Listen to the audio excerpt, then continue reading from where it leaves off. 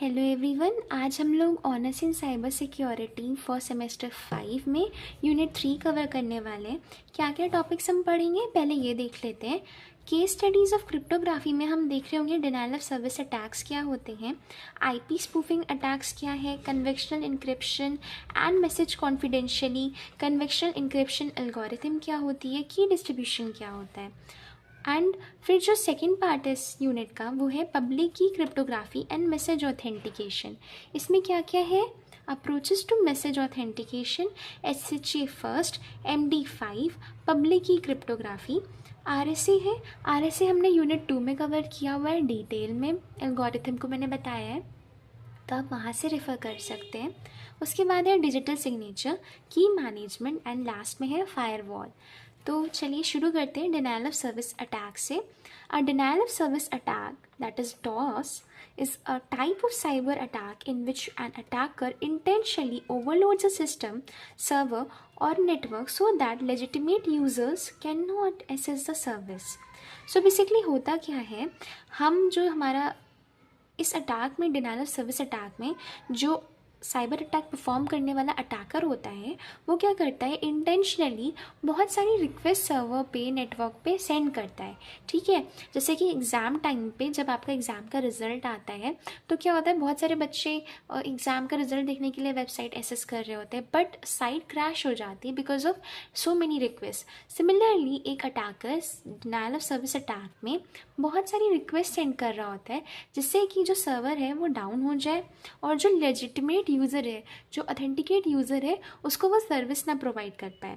ठीक है, the attacker makes a system too busy to work properly, और इसलिए वो सिस्टम को ही बिजी बना देता है जिससे कि वो अनअवेलेबल हो जाता है और वो सर्विस प्रोवाइड नहीं कर पाता है। इसकी की कैरेक्टरिस्टिक्स क्या है, sender send too many requests or fake requests to a system so it stops responding to real user। वही चीज़ है कि वो इतनी सारी रिक्वेस्ट भेज देगा कि जो हमारा सर्वर है वो रिस्पॉन्ड करना ही बंद कर देगा रियल यूज़र को।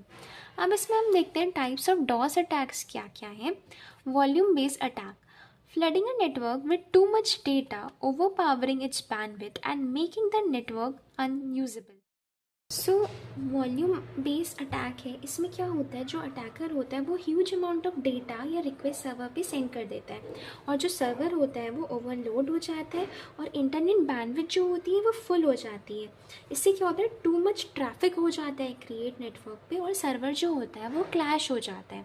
सो इसका एग्जाम्पल UDP फ्लड्स है। उसके बाद है protocol attack, exploiting weaknesses in network protocol to use up server resources. So इसमें क्या होता है कि जो अटैकर होता है वो टारगेट सर्वर रिसोर्सेज पे, मतलब वो क्या करता है, वो टारगेट कर रहा होता है सर्वर के रिसोर्सेज को। जैसे कि सर्वर के रिसोर्सेज क्या हो सकते हैं, मेमोरी होता है, कनेक्शन होता है ना, कनेक्शंस होते हैं। तो वो क्या करता है, वो टारगेट करता है ये सर्वर के रिसोर्सेज को और वो वीकनेसेस को यूज़ करता है नेटवर्क प्रोटोकॉल्स में। ठीक है, तो इस वजह से क्या होता है, सर्वर जो होता है वो फेक रिक्वेस्ट को हैंडल करने में बिजी हो जाता है और इसी वजह से जो रियल यूज़र है उसको लेजिटिमेट सर्विसेज प्रोवाइड नहीं हो पाती है। ठीक है, फेक कनेक्शन क्या करता है, बेसिकली एग्जॉस्ट कर देता है सर्वर को। ठीक है, सो इसका एग्जांपल क्या है, SYN फ्लड्स। उसके बाद है application layer attack, target specific applications और services causing them to crash और बिकम वेरी स्लो। इसमें क्या करते हैं कि ये टारगेट करता है स्पेसिफिक एप्लीकेशंस को और सर्विसेज को और उनको वो कोशिश करता है कि वो क्रैश हो जाए या वो स्लो बन जाए। ठीक है, जैसे कोई वेबसाइट हो गई, कोई लॉगिन पेज हो गया है ना, वहाँ पे वो नॉर्मल लुकिंग रिक्वेस्ट सेंड करेगा और जो कि हार्ड होगा कि वो डिटेक्ट नहीं कर पा रहा होगा सर्वर की ये फेक है कि रियल है। और क्या होगा, HTTP फ्लड, जैसे एग्जांपल में मैंने बताया HTTP फ्लड है ना, तो वो क्या करेगा, इतनी सारी रियल लुकिंग रिक्वेस्ट को देख करके सर्वर जो है वेबसाइट है वो स्टॉप कर देगी वर्क करना। So distributed denial of service attack, ये इसमें क्या होता है, ये DDoS होता है इसका short form. DDoS attack use multiple systems often compromise computers called botnets to attack a single target. So जैसे डिनायल ऑफ सर्विस अटैक में क्या होता है कि एक सिंगल अटैकर, मतलब एक अटैकर एक सिंगल सिस्टम यूज़ करता है जो हमारा सर्वर उसको फ्लड करने में रिक्वेस्ट के through. But distributed denial of service attack में क्या होता है, जो अटैकर होता है वो मल्टीपल सिस्टम्स को यूज़ कर रहा होता है। एंड जनरली पता है ऐसे मल्टीपल सिस्टम्स को हम बोलते हैं compromised computers, that is botnets, है ना। सो वो बॉटनेट्स को यूज़ करता है, मल्टीपल सिस्टम्स को यूज़ करता है एक सर्वर को डाउन करने में। सो ये होता है डिस्ट्रीब्यूटेड डिनाइल ऑफ सर्विस में। यहाँ पे क्या हो रहा होता है, मेनी अटैकर्स साथ में परफॉर्म कर रहे होते हैं, जिसकी वजह से स्ट्रॉन्गर अटैक होता है। ठीक है, सो अब हम देखते हैं कि what are the impacts of DoS attack. Service unavailability, the targeted system of website becomes unavailable to legitimate user.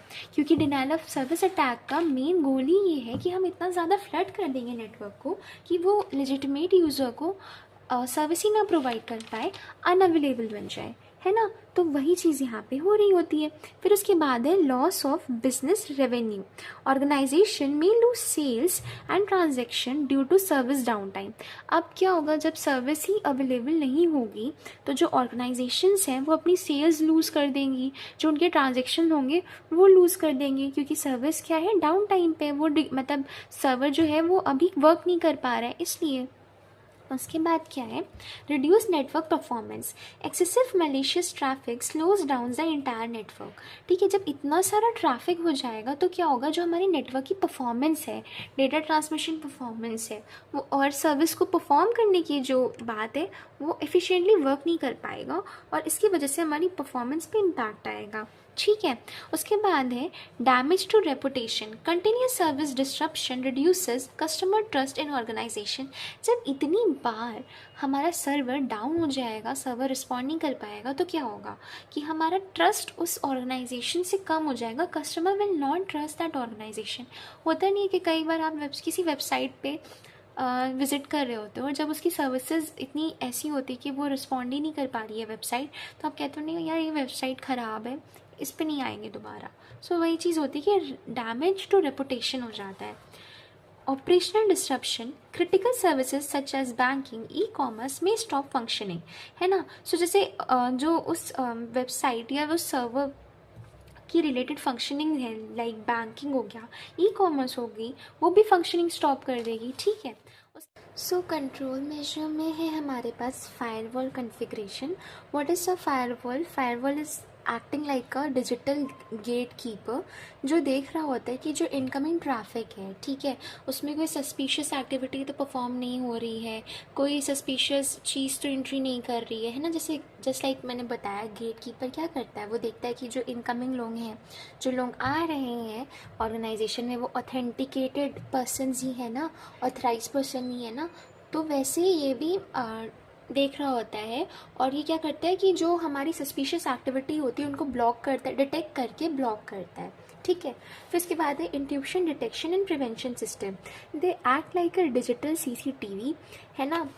They will use to identify कि कोई सस्पिशियस एक्टिविटी तो नहीं हो रही है। फायरवॉल क्या करता है, डिटेक्ट करता है और ब्लॉक कर देता है। ये क्या करता है, ये आपको आइडेंटिफाई करता है और आपको नोटिफाई करता है कि ये सस्पिशियस एक्टिविटी परफॉर्म हो रही है। फिर उसके बाद है ट्रैफिक रेट लिमिटिंग। एक यूज़र कितनी बार हमें कितनी बार रिक्वेस्ट भेज सकता है इन अ टाइम बीइंग, सो वो हम बता सेट कर रहे होते हैं। फिर लोड बैलेंसिंग कर रहे होते हैं। अब हम देखते हैं कि आईपी स्पूफिंग अटैक क्या होता है। ठीक है, सो an IP spoofing attack is a type of network attack in which an attacker creates IP packets with a fake spoofed source IP address to pretend that the packets are coming from a trusted system। तो इसमें होता क्या है कि जो attacker होता है वो क्या करता है, आईपी पैकेट्स क्रिएट करता है by using a fake ID. ठीक है, जिससे कि वो प्रिटेंड कर सके कि वो एक ऑथेंटिकेट पर्सन है। ठीक है, सो ये चीज़ हो गई जिससे कि जो हमारा जो सिस्टम है वो ट्रस्ट कर ले उसके ऊपर, और जो ये कंट्रोल मेजर्स हैं इसको वो पास कर जाए, है ना। The attacker hides their real identity by using someone else IP address। so इसमें बेसिकली अटैकर क्या करता है, मैंने यहाँ पे डायग्राम के थ्रू भी समझाया है कि जो अटैकर होता है criminal sends many fraudulent data request with fake IP address. So यहाँ पे अटैकर क्या करता है, वो प्रिटेंड करने के लिए कि वो एक ऑथराइज पर्सन है, वो एक ट्रस्टेड एंटिटी है, इसलिए वो एक फेक आईपी एड्रेस से पैकेट्स क्रिएट करता है, ठीक है। एंड सर्वर क्या करता है, it treats request as real and send replies, ठीक है। सो सर्वर क्या करता है, बेसिकली सर्वर को लगता है कि ये तो ट्रस्टेड सिस्टम है ना, तो मैं इसको जो भी इसकी सर्विसेज हैं वो प्रोवाइड कर देता हूँ, है ना। बट यहीं पे होता है कि अब जब सर्वर प्रोवाइड करने लगता है तो जो हमारा विक्टिम होता है, जो हमारा टारगेटेड सिस्टम होता है जिस पे अटैकर अटैक करना चाहता है, victim receives response as if they send the request. अब विक्टिम को समझ में नहीं आता क्योंकि वो इतनी सारी रिक्वेस्ट को रिसीव कर रहा होता है, उसको तो लगता है कि मैंने तो कोई रिक्वेस्ट भेजी ही नहीं। सो this is what happens in IP spoofing attack. IP spoofing means कि फेक है ना। सो अब इसके इम्पैक्ट्स देखते हैं कि क्या इम्पैक्ट्स होता है आईपी स्पूफिंग अटैक के। So first is unauthorized access. By pretending to be a trusted system, attackers can enter restricted networks or systems. So basically ये हमारे सर्वर को मतलब डिसीव कर देता है कि मैं एक ट्रस्टेड एंटिटी हूँ, तो इसको एसेस मिल जाती है कई सारे रिस्ट्रिक्टेड नेटवर्क्स और सिस्टम में, तो एक इसको अनऑथराइज एसेस प्रोवाइड हो जाती है। So this was our first impact. उसके बाद क्या होता है कि data theft. Once inside, attacker can read sensitive data, modify information. Data theft वही जिसका इसका गोल था वो फुलफिल करने की कोशिश करता है कि क्या करता है, आपके सेंसिटिव डेटा को रीड करेगा, इंफॉर्मेशन को मॉडिफाई कर देगा और अपने यूज़ के लिए यूज़ करेगा, है ना। फिर session hijacking attackers can take over active sessions between two systems by inserting spoofed packet. So इसमें क्या होता है, हाईजैकिंग मतलब क्या होता है कि उसको ओवरटेक कर लेना, है ना, उस पर कंट्रोल कर लेना। सो बेसिकली क्या होता है, जो दो सिस्टम्स होते हैं उसमें spoofed packet, fake packets insert करके ये सेशंस को भी हाईजैक कर लेता है। User may not even realize their session is hijack, और यूज़र को पता ही नहीं चलेगा कि उसका सेशन जो है वो हाईजैक हो गया है, ठीक है। अब इसके प्रिवेंशन मेजर्स क्या हैं। Prevention of IP spoofing attacks, packet filtering, routers and firewalls check incoming packets and block those with suspicious और invalid IP addresses। जो हमारे राउटर्स होते हैं, फायरवॉल्स होते हैं, वो क्या करते हैं, इनकमिंग पैकेट्स को फिल्टर करें और ब्लॉक करें अगर कोई सस्पिशियस या इनवैलिड IP एड्रेस डिटेक्ट होता है तो। This prevents fake IP packets from entering the network. इससे क्या होगा, जो फेक IP पैकेट्स हैं जो स्पूफ्ड करके उसने बनाए हैं उसको वो ब्लॉक कर पाएगा इंटर करने से ट्रस्टेड नेटवर्क में। Authentication mechanism using authentication techniques like encryption हो गया, डिजिटल सिग्नेचर हो गया। डिजिटल सिग्नेचर बेसिकली क्या होता है, मैंने थोड़ा सा हिंट दे देती हूँ कि जैसे मेरा ये डॉक्यूमेंट है, सो इस डॉक्यूमेंट को मैं I am a trusted sender, ये दो चीज़ें वेरीफाई कर रहा होता है कि जो सेंडर है वो मेरा ट्रस्टेड है और इस जो डॉक्यूमेंट में इंफॉर्मेशन है वो उसकी डेटा इंटीग्रिटी मेंटेन है। सो डिजिटल सिग्नेचर ये दो काम कर रहा होता है। सो ऑथेंटिकेशन मैकेनिज्म कर देना, ये चीज़ हो गई। अब हम देखते हैं कि व्हाट इज़ कन्वेक्शनल इंक्रिप्शन, ठीक है। इस यूनिट का एक दूसरा टॉपिक है हमारे पास, convection encryption. So convection encryption is a type of encryption in which the same secret key is use for both encryption and decryption of data. हमने यूनिट 1 में देखा था कि इंक्रिप्शन एंड डिक्रिप्शन क्या होता है। सो प्लेन टेक्स्ट से cipher text में कन्वर्ट करना is known as encryption. What is cipher text, मैं बता दे रही हूँ। Cipher text is the scrambled text which is not in the original form, ठीक है।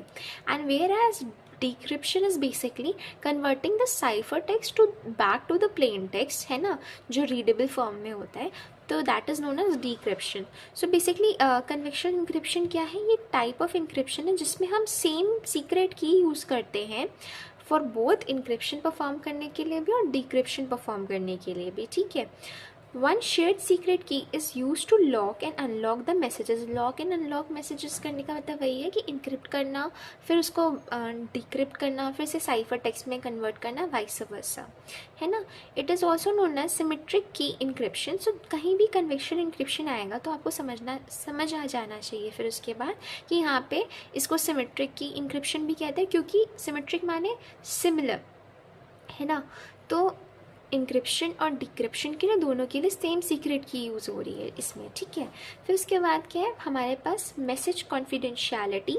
Message confidentiality means ensuring that only the authorise sender and receiver can read the message और and no unauthorized person can understand it even if they intercept it. So message confidentiality, what does it means? Confidentiality means the sensitiveness जो है वो ensure रहे कि वो information कहीं leak ना हो। सो बेसिकली जो सेंडर और रिसीवर है, जो ऑथराइज सेंडर और रिसीवर है, वही मैसेज को एसेस कर पाए, रीड कर पाए, और कोई भी unauthorize person like an attacker उसे समझ ना पाए। इवन दो उसको उस मैसेज का एसेस मिल जाएगा, बट डिक्रिप्शन उसका इतना साइफर टेक्स्ट इतना स्ट्रॉन्ग होना चाहिए कि उसको इंटरसेप्ट ना कर पाए, उसको परसीव ना कर पाए कि उसका क्या मीनिंग है, ठीक है।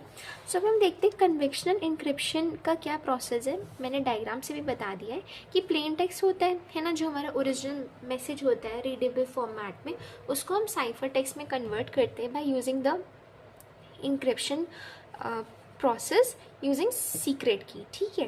फिर साइफर टेक्स्ट से वापस से प्लेन टेक्स्ट में कन्वर्ट होता है जब सेंडर रिसीवर के पास भेज देता है, डेस्टिनेशन पे पहुंच जाता है, तो डेस्टिनेशन पर डिक्रिप्शन परफॉर्म हो रहा होता है यूजिंग द सेम सीक्रेट की। आप इस डायग्राम को ऐसे और अच्छे से बॉक्स में बनाएंगे ना, तो ऐसे हाईलाइट होता है कि हमारा जो पेपर होता है वो ज़्यादा प्रेजेंटेबल लगता है, ठीक है।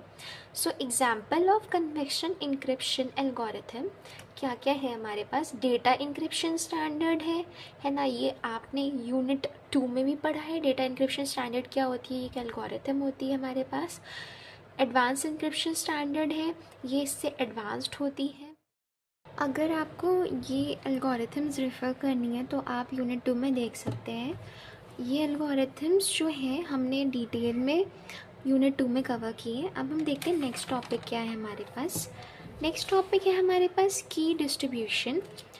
सो की डिस्ट्रीब्यूशन में क्या हो रहा होता है, key distribution is the process of securely sharing a secret key between communicating parties so that they can encrypt and decrypt message safely. सो जो हमारे सेंडर और रिसीवर है, तो इन दोनों के पास कीज़ जो होंगी, जैसे कन्वेक्शनल में क्या है, हमारे पास जो सीक्रेट की है वो हमें शेयर करनी है अगर जैसे, तो क्या करना है, हमें डिस्ट्रीब्यूट करना पड़ेगा की को, है ना। तो अब इस काम को सेफली करना इज़ नोन एज की डिस्ट्रीब्यूशन, सो दैट कि कोई अनऑथराइज पर्सन कोई डिसीव ना कर ले, इंटरसेप्ट ना कर ले इस चीज़ को, ठीक है, हमारी की को। So importance of key distribution क्या है, encryption is secure only if the key is kept secret. Encryption हमारा तब तक सिक्योर रहेगा जब तक हमारी जो सीक्रेट की है वो सीक्रेट रहे, है ना, उसको कोई और परसीव ना कर ले। If an attacker get the key the entire encryption system fail. अगर अटैकर को की मिल गई तो ऑब्वियसली जो हमारा पूरा सिस्टम है वो फेल हो जाएगा। सो की डिस्ट्रीब्यूशन मेथड्स क्या क्या हो सकते हैं हमारे पास। Physical key distribution, in this method secret key is shared using a physical medium such as USB drive, printed paper. हम इसमें क्या करते हैं, as a name suggest physical key distribution, हम एक फिजिकल मीडियम के थ्रू की डिस्ट्रीब्यूट करते हैं। It can be a USB drive or through a printed paper. This method is secure if done carefully, but it is slow and impractical for large network. So ये method जो है ये काफ़ी old method है ना। अब ये slow है, अगर हम लार्ज स्केलेबल नेटवर्क में परफॉर्म करना चाह रहे हैं तो ये फीजिबल नहीं है ना। तो अब हम देखते हैं कि दूसरा क्या मेथड है हमारे पास, की distribution using a trusted third party. A trusted third party securely stores key and distributes them to user when needed. So basically इसमें क्या करते हैं, जो ट्रस्टेड थर्ड पार्टी होती है वो स्टोर कर रही होती है हमारी की को और डिस्ट्रीब्यूट कर रही होती है यूज़र्स को जब उनको रिक्वायरमेंट होती है। Both sender and receiver trust this third party, और सेंडर और रिसीवर दोनों इस थर्ड पार्टी को ट्रस्ट कर रहे होते हैं। की distribution using Key Distribution Center, that is KDC. A Key Distribution Center, KDC, is a trusted server that maintains secret key for all users. So basically एक सर्वर होता है जो कि मेंटेन कर रहा होता है सीक्रेट की हर यूज़र के लिए, जनरेशन सेशन कीज़, ये सेशन कीज़ को जनरेट कर रहा होता है, और लास्टली ये डिस्ट्रीब्यूशन कर रहा होता है कीज़ का सिक्योरली। अब हम देखते हैं कि एडवांटेजेस क्या होंगे सिक्योर की डिस्ट्रीब्यूशन के। इंश्योर्स कॉन्फिडेंशियल कम्युनिकेशन, है ना, कि हमारा जो कम्युनिकेशन है सेंडर और रिसीवर के बीच में की शेयरिंग का वो कॉन्फिडेंशियल रहे। प्रिवेंट्स अनऑथराइज्ड एक्सेस से बचाता है। सपोर्ट सिक्योर इंक्रिप्शन सिस्टम, और इंक्रिप्शन सिस्टम को सपोर्ट करता है। अब हम देखते हैं कि डिसएडवांटेजेस एंड चैलेंजेस क्या हैं की डिस्ट्रीब्यूशन के। सो फर्स्ट इज की management complexity. Large network require many keys. अब जैसे लार्ज नेटवर्क होता है ना, स्केलेबल नेटवर्क है, तो वहाँ पे हमारी जो बहुत सारी कीज़ की रिक्वायरमेंट होगी, बहुत सारी कीज़ को रिक्वायरमेंट को मैनेज करना बहुत कॉम्प्लेक्स हो जाता है। तो ये हमारा फर्स्ट चैलेंज था। दूसरा क्या चैलेंज है, risk of key compromise. If a key is stolen, all messages encrypted with that key are exposed. So अगर वो की खो गई या किसी अटैकर ने ले ली तो क्या होगा, जितने भी मैसेजेस होंगे उससे रिलेटेड, उस की से रिलेटेड, वो सारे एक्सपोज हो जाएंगे। So this is a kind of higher risk. Dependency on trusted entities. System like KDC depend on trusted servers which can become single point of failure. So basically जो ये हमने देखा था कि डिस्ट्रीब्यूशन सेंटर्स ये जो होते हैं ये ट्रस्टेड सर्वर पे डिपेंड कर रहे होते हैं और ये सिंगल पॉइंट ऑफ फेलियर की तरह एक्ट करते हैं। माने कि अगर वो सर्वर डाउन हुआ या सर्वर में कुछ फॉल्ट्स आ गई, सो फिर हमारा जो पूरा सिस्टम है वो फेल हो जाएगा, है ना। अब उसके बाद क्या है हमारे पास, message authentication. Message authentication is the process of verifying that the message comes from the correct sender and the message has not been altered during a transmission. So message authentication मतलब ये होता है कि वेरीफाई करना कि जो sender है वो ऑथेंटिकेटेड सेंडर है, वो करेक्ट सेंडर है, और जो मैसेज है, जो हमारा कम्युनिकेशन हुआ सेंडर से रिसीवर के बीच में, इस ट्रांसमिशन में हमारा जो मैसेज है उसकी डेटा इंटीग्रिटी नहीं चेंज हुई, वो अभी भी कंप्लीट है, अनअल्टर्ड है ना, और करेक्ट है। So it checks who send the message and is the message original, और क्या मैसेज ओरिजिनल है, ये दो बातें चेक करता है। अब इसका बेसिक आइडिया क्या है, attach some proof with the message so the receiver can verify its authenticity. अब देखिए कोई सेंडर है और कोई रिसीवर है। सो सेंडर ने तो रिसीवर को भेज दिया, बट अब रिसीवर कैसे जानेगा कि जो मैसेज आया मेरे पास वो ऑथेंटिकेटेड है, वो करेक्ट है। तो हम क्या करेंगे, हम सम सॉर्ट ऑफ प्रूफ जो है वो ऐड कर देंगे अपने मैसेज के साथ, जिसको यूज़ करके जो हमारा रिसीवर है वो उसकी ऑथेंटिसिटी चेक कर सकता है। सो हम देखते हैं क्या क्या प्रूफ हो सकते हैं। एक सीक्रेट कोड हो, है ना, कोई हैश वैल्यू हो, या कोई डिजिटल सिग्नेचर हो। मेन अप्रोच क्या है, main approaches to message authentication, ऐसे 3 मेजर अप्रोचेस है, जैसे मैसेज इंक्रिप्शन हो गया, मैसेज ऑथेंटिकेशन कोड हो गया जिसको हम मैक कहते हैं, हैश फंक्शन बेस्ड ऑथेंटिकेशन हो गया। अब हम देखते हैं मैसेज इंक्रिप्शन बेस्ड ऑथेंटिकेशन क्या होता है। In this approach the entire message is encrypted using a secret की बिफोर ट्रांसमिशन। सो इस पूरी अप्रोच में जो हमारा मैसेज होता है उसको हम पहले इनक्रिप्ट करते हैं किसी सीक्रेट की से, जब ट्रांसमिशन होने से पहले, ठीक है। फिर उसके बाद क्या होता है, जो वर्किंग स्टेप्स हैं इसके, sender encrypts the message using a secret key, ठीक है। फिर उसके बाद क्या होता है, इनक्रिप्टेड मैसेज इज सेंड। फिर उसके बाद जो सीक्रेट की से इंक्रिप्शन के बाद जो हमें मिलता है वो इनक्रिप्टेड मैसेज हम भेजते हैं। रिसीवर डिक्रिप्ट्स यूजिंग द सेम की, जो कन्वेक्शनल सिस्टम में हो रहा था, कन्वेक्शन इंक्रिप्शन में, वही यहाँ पे होता है सेम सीक्रेट की। If the message is readable authentication is confirm. अगर मैसेज रीडेबल हो गया डिक्रिप्शन के बाद, तो इट मीन्स दैट कि हमारा जो मैसेज है उसकी डेटा इंटीग्रिटी मेंटेन है और वो कंफर्म हो गया कि ऑथेंटिकेशन हमारा परफॉर्म हो गया, ठीक है, वेरीफाई हो गया। उसके बाद देखते हैं कि मैसेज ऑथेंटिकेशन कोड क्या होता है। ठीक है, a message authentication code is a small fix size code generated from message या सीक्रेट की। ठीक है, and messages MAC is sent along with the message. तो हमारा मैसेज ऑथेंटिकेशन कोड क्या होता है, एक स्मॉल फिक्स साइज कोड होता है जो कि हम जनरेट करा सकते हैं विद मैसेज या किसी सीक्रेट की से, और इसको हम अपने ओरिजिनल मैसेज के साथ भेजते हैं जो सेंडर होता है हमारा। इसकी वर्किंग क्या है, sender inputs message plus secret की इनटू मैक एल्गोरिथम। हमारे मैक एल्गोरिथम होती है, उसमें हम मैसेज और सीक्रेट की को एज एन इनपुट प्रोवाइड करते हैं। तो MAC वैल्यू इज़ जनरेटेड। सो हमारी मैसेज ऑथेंटिकेशन कोड जो होती है वो जनरेट हो जाती है। फिर sender sends message message plus MAC. ठीक है, और फिर सेंडर क्या करता है, मैक कोड के साथ ओरिजिनल मैसेज सेंड करता है। Receiver recomputes MACs using the same key, और जो हमने सीक्रेट की यूज़ की थी सिमिलरली वही की यूज़ करके जो हमारा रिसीवर होता है वो रिकम्प्यूट करता है, वो दोबारा कैलकुलेट करता है मैक वैल्यू को। अगर हमारी दोनों मैक वैल्यू मैच कर जाती है तो इट मीन्स दैट हमारा मैसेज जो होता है वो ऑथेंटिकेट है। सो ये था हमारा मैसेज ऑथेंटिकेशन कोड कैसे परफॉर्म हो रहा होता है। अब हम देखते हैं कि हैश फंक्शन क्या होता है। Hash function it is a mathematical function that converts a numerical input value into another compressed numerical value. Output is always of fixed length. So hash function में basically क्या होता है, ये mathematical function होता है जो कि हमारी जो numerical input value है उसको compress करके दूसरी numerical value में convert कर देता है, और जो output होता है वो हमेशा fixed length का निकलता है। क्या मतलब होता है, अगर आप कितना भी simply बताऊँ तो अगर आप कितना भी लेंथ का अगर उसे इनपुट वैल्यू प्रोवाइड करेंगे तो वो एक फ़िक्स लेंथ में ही आउटपुट जनरेट करेगा। ठीक है, मैसेज डाइजेस्ट होती है, ये हैश वैल्यू जो जनरेट होती है उसी को हम कह रहे होते हैं। ठीक है, तो जैसे मैसेज है किसी भी लेंथ का है, उसमें अगर हमने हैश फंक्शन अप्लाई कर दिया तो हैश वैल्यू जो जनरेट होगी उसका साइज़ जो होगा हमेशा हमारे मैसेज के साइज़ से ओरिजिनल मैसेज के साइज़ से हमेशा लेस होगा, और जो हैश वैल्यू होती है वही मैसेज डाइजेस्ट होता है, बेसिकली उसी को कहते हैं।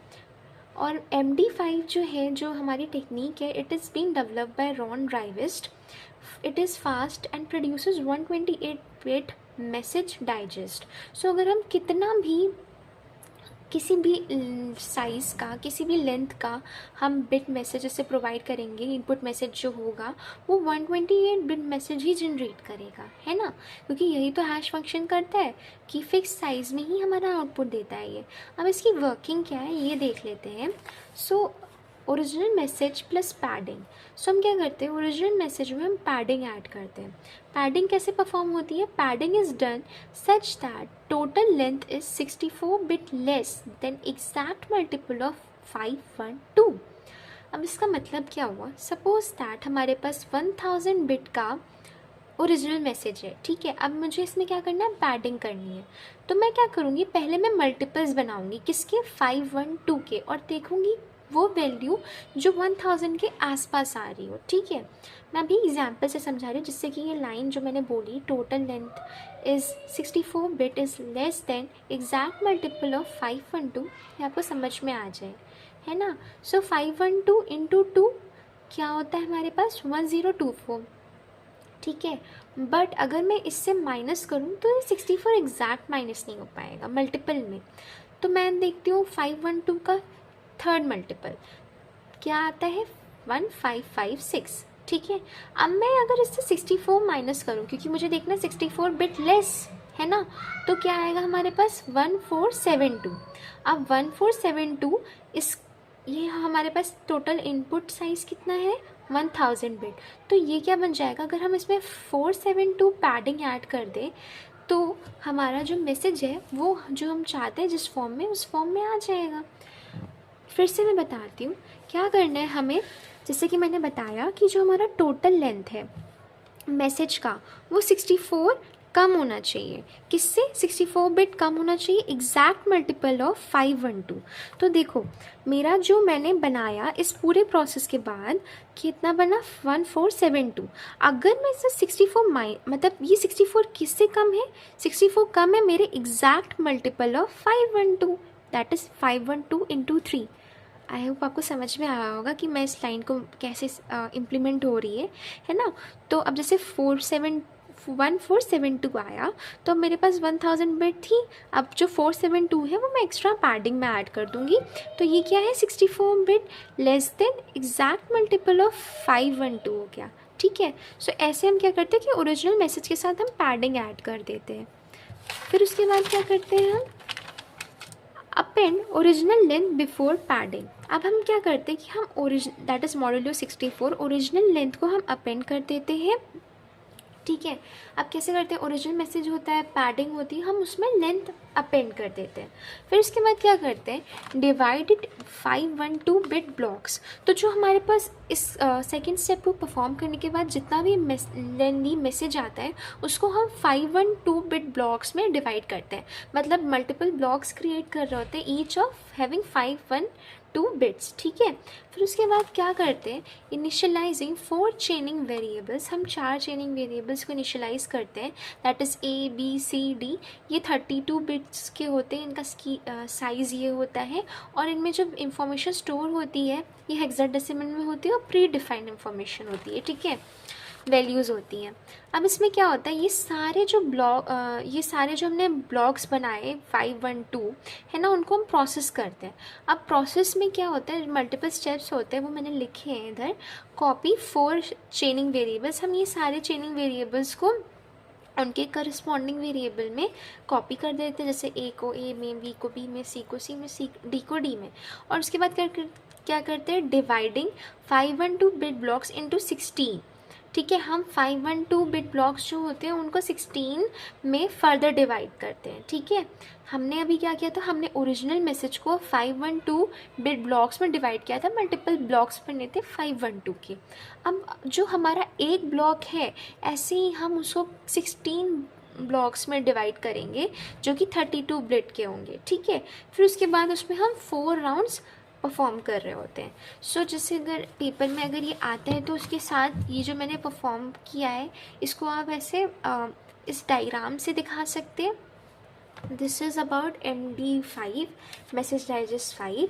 इसके बाद हमारे पास इस यूनिट में एक और चीज़ है, वो है secure hash function which is also known as SHA, है ना। ये इम्प्रूव्ड वर्जन है, देखते हैं इसमें क्या होता है। SHA is a modified version of MD5 which is developed by national institute of standard and technology, जिसको हम NIST भी बोलते हैं। Output is a message digest of 160 bit in length. यहाँ पे क्या था, MD5 में हमने देखा था जब, तो यहाँ पे क्या हो रहा था, 128 बिट मैसेज जनरेट हो रहा था, और यहाँ पे क्या हो रहा है, 160 बिट जो लेंथ है वो जनरेट हो रही है मैसेज की। SHA प्रॉपर्टीज़ क्या है, बेसिकली ये प्रॉपर्टीज़ नहीं होनी चाहिए। इसको मैंने नोट्स में लिखा है कि इनफिजिबल होनी चाहिए, मतलब ये नहीं होनी चाहिए। Generating original message from digest, हम देखो ये रिस्ट्रिक्टेड प्रॉपर्टीज़ है कि ये नहीं होनी चाहिए। ठीक है, हम इससे SHA से MD5 से हमारा ओरिजिनल मैसेज जनरेट नहीं होना चाहिए। Finding 2 message generating same digest, ऐसा भी नहीं होना चाहिए कि जो 2 मैसेज हैं वो सेम डाइजेस्ट को जनरेट कर रहे हो। ठीक है, तो तभी मैंने लिखा है कि ये इनफिजिबल होनी चाहिए, दीज आर नॉट अलाउड। अब उसके बाद हम देखते हैं कि वर्किंग क्या है। SHA की भी वर्किंग MD5 की तरह है। इसमें भी क्या होता है, पैडिंग हो रही होती है, हम लेंथ अपेंड कर रहे होते हैं, डिवाइड कर रहे होते हैं इनपुट को इनटू 512 बिट ब्लॉक्स में। बट यहाँ पे डिफरेंस क्या आता है, 5 चेनिंग वेरिएबल्स में, A B C D E, यहाँ पे 5 चेनिंग वेरिएबल्स यूज़ होते हैं।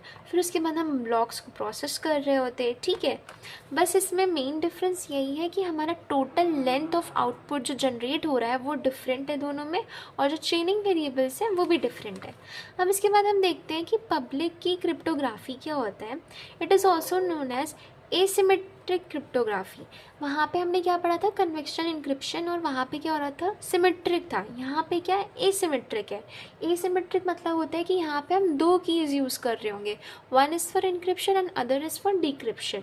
It is a method of securing communication where 2 different keys are use. जैसे मैंने अभी आपको बताया, पब्लिक की होती है जो कि शेयर्ड होती है openly with everyone, as the name suggest, ये हर किसी को शेयर होती है, ठीक है।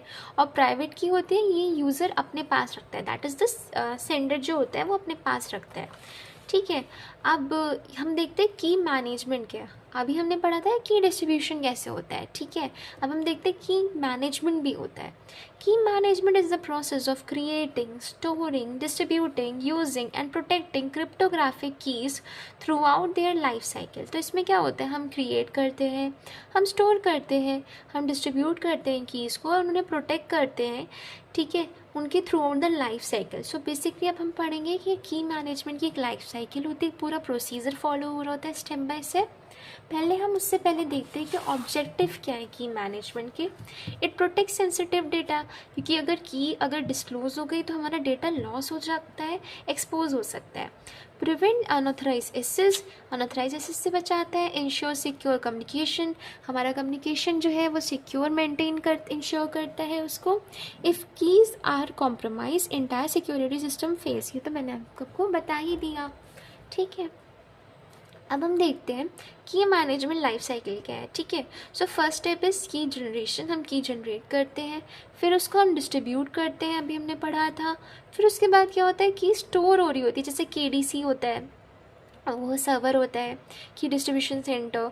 थर्ड पार्टी होती है, वो कैसे कीज़ को स्टोर करते हैं। फिर की यूज़र्स होता है, कैसे कीज़ यूज़ हो रही होती है। की रोटेशन होता है, इसमें बेसिकली हम कीज़ को अपडेट कर रहे होते हैं। की रेवोकेशन होता है, हम कीज़ को ब्लॉक कर रहे होते हैं। और की डिस्ट्रक्शन होता है कि वो की हमारा कोई अटैकर उसे मिसयूज़ ना करे उस की का, ठीक है। सो अब हम देखते हैं की जनरेशन में क्या होता है। Keys are created using secure algorithms, ठीक है। कीज़ को क्रिएट किया जाता है यूजिंग सिक्योर एल्गोरिथम्स। आपने सेमेस्टर 4 में जब ऑनर्स पढ़ी होगी तो उसमें डेफी हेलमैन भी पढ़ा होगा, उसमें भी की बना रहे होते हैं हम।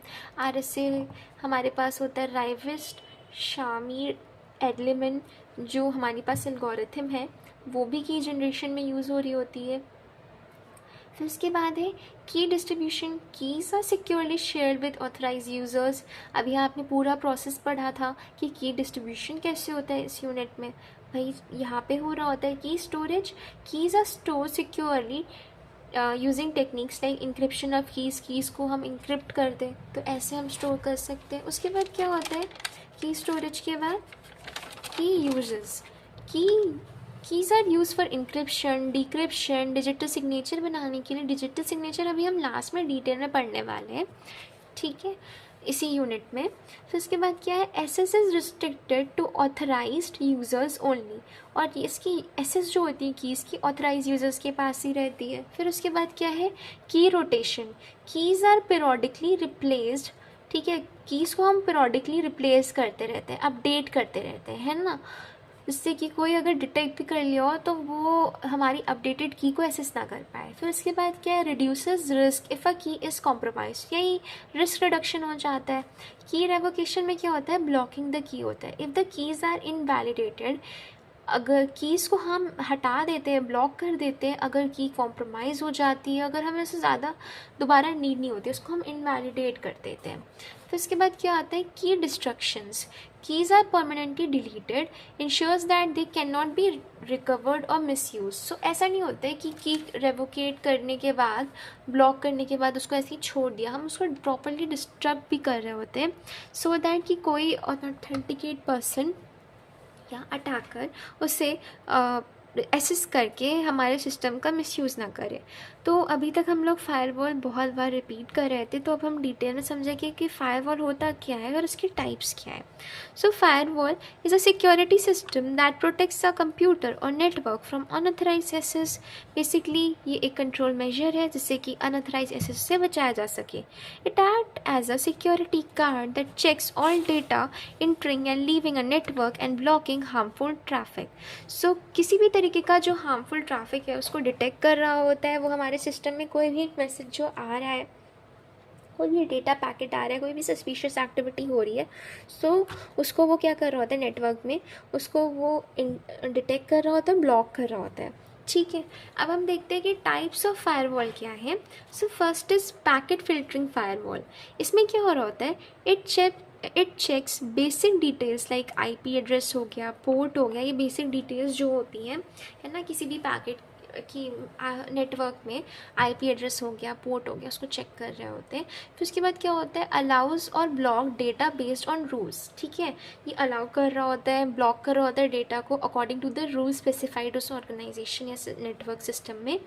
और ये क्या होता है, ये फास्ट होता है बट ये सिक्योर नहीं होता है इतना। ठीक है, फिर उसके बाद है स्टेटफुल इंस्पेक्शन फायरवॉल। इसमें क्या हो रहा होता है कि ये एक्टिव कनेक्शंस को, जो सेशंस हैं, आप वेबसाइट एक्सेस कर रहे होते हैं तो वो सेशंस में कनेक्शन बिल्डअप हो जाता है, तो उसको वो ट्रैक कर रहा होता है। Allows only valid on going communication, और ये सिर्फ वैलिड कम्युनिकेशन को ही अलाउ करता है।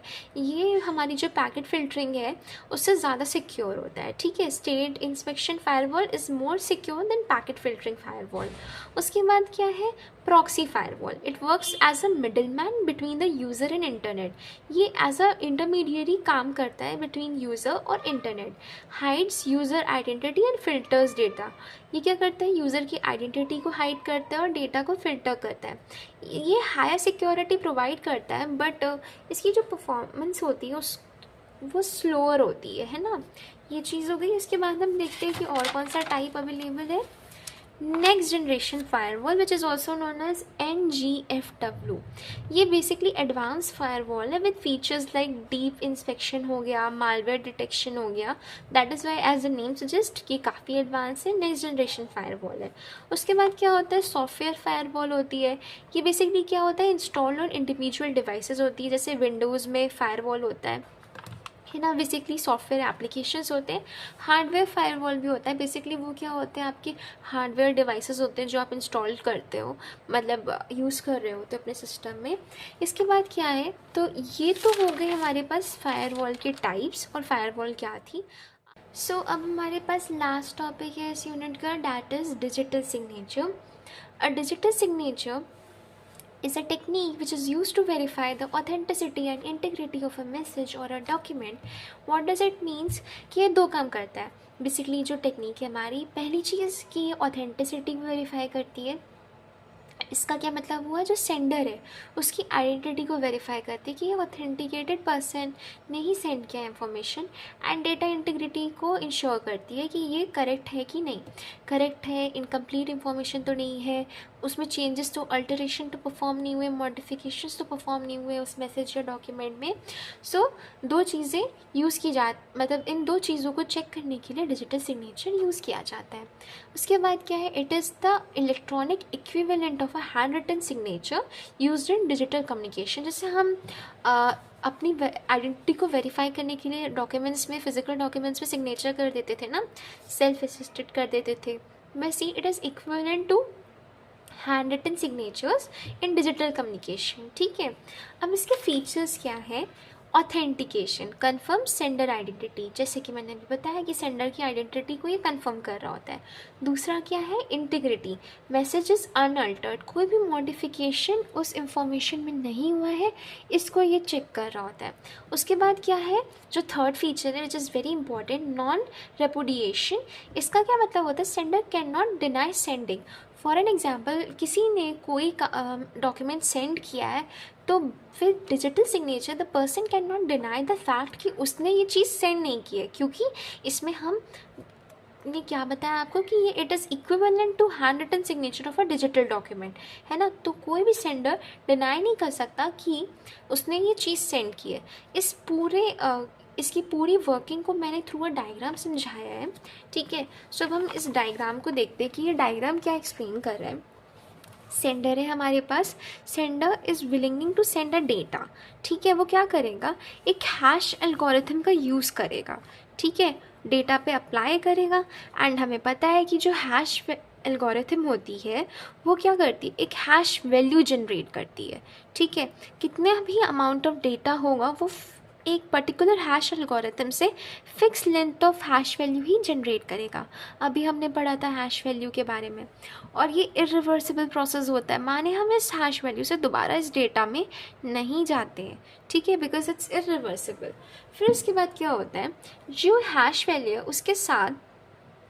उसके साथ क्या करता है सेंडर, एक प्राइवेट की यूज़ करता है, और फिर क्या करता है, डिजिटली साइन डॉक्यूमेंट क्रिएट करता है। ठीक है, इस हैश वैल्यू के साथ सेंडर प्राइवेट की यूज़ करके डिजिटली साइन डॉक्यूमेंट क्रिएट करता है।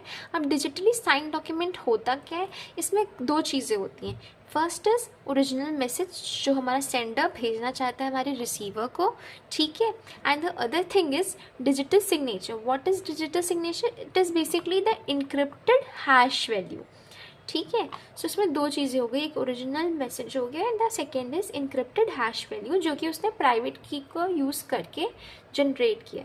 एंड ओवर द नेटवर्क ये जो है हमारा डिजिटल साइन डॉक्यूमेंट ये जाता है हमारे रिसीवर के पास। एंड जो हमारा रिसीवर होता है उसके पास हमने अभी पढ़ा था कौन सी की होती है, पब्लिक की होती है, ठीक है, जो हर किसी को, हर यूज़र को डिस्ट्रीब्यूट की जाती है एक नेटवर्क में। उसके बाद हमारा जो पब्लिक की से जो हमारा रिसीवर है वो क्या करता है, इस डिजिटल साइन डॉक्यूमेंट की हैश वैल्यू जनरेट करता है, ठीक है। अब क्या होगा, अब रिसीवर को कैसे पता चलेगा हैश वैल्यू जब जनरेट हो गई कि हमारा जो मैसेज है वो ऑथेंटिकेट यूज़र से ही आया है और इसकी इंटीग्रिटी मेंटेन है। इसको कैसे चेक करेंगे, बाय दिस कंडीशन। अगर ये दोनों हैश वैल्यूज़ इक्वल आई तो इट मीन्स दैट जो हमारा डिजिटल सिग्नेचर है वो वैलिड है, ठीक है। दैट्स इट कि जब हमारा रिसीवर पब्लिक की यूज़ करके जब हैश वैल्यू जनरेट करेगा और जो हैश वैल्यू जनरेट हुई थी सेंडर के एंड पे, इन दोनों की वैल्यू जो है वो इक्वल रहेगी, मैच हो जाएगी, तो इसका मतलब है कि जो हमारा इंफॉर्मेशन है वो वेरीफाइड हो गया है, उसका सेंडर भी वेरीफाइड हो गया है, ठीक है। So this was all about, हमने बहुत सारे टॉपिक्स इस यूनिट में कवर किए। आई होप आपको सारे टॉपिक्स समझ में आए होंगे। एंड जैसे इस यूनिट में RSA एल्गोरिथम भी है, वो यूनिट 2 में डिटेल में कवर की गई है, तो आप प्लीज़ उस यूनिट को कवर देख लीजिएगा। That's all for today. Thank you so much. Have a good day.